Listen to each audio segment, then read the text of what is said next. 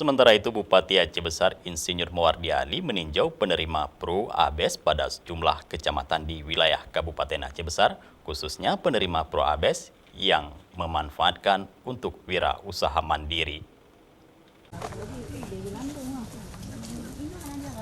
Assalamualaikum. Rumah M. Yusuf di Desa Babah Jurung, Kecamatan Kuta Baru, dan rumah Maimunah, warga Gampung Jod Leot, Kecamatan Blang Bintang, mengawali kunjungan Bupati Aceh Besar Mawardi Ali. Kedua warga tersebut merupakan penerima program Aceh Besar Sejahtera Pro ABES yang memanfaatkan untuk usaha anyaman daun rumbia.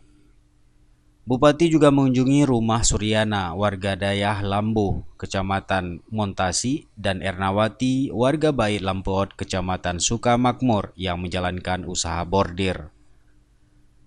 Mawardi Ali menyampaikan peninjauan ini guna melihat dampak langsung bantuan Pro ABES kepada masyarakat penerima manfaat.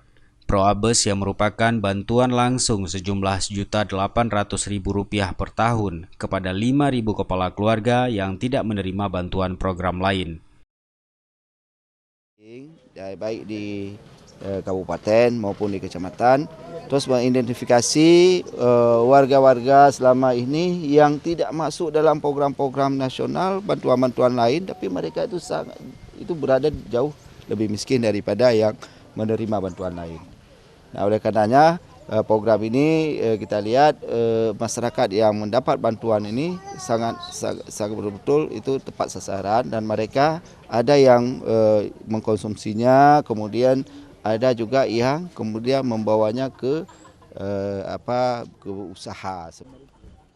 Bupati juga menyampaikan Pro ABES yang sumber dananya dari alokasi APBK Aceh Besar ini telah mampu menurunkan tingkat kemiskinan di Kabupaten Aceh Besar.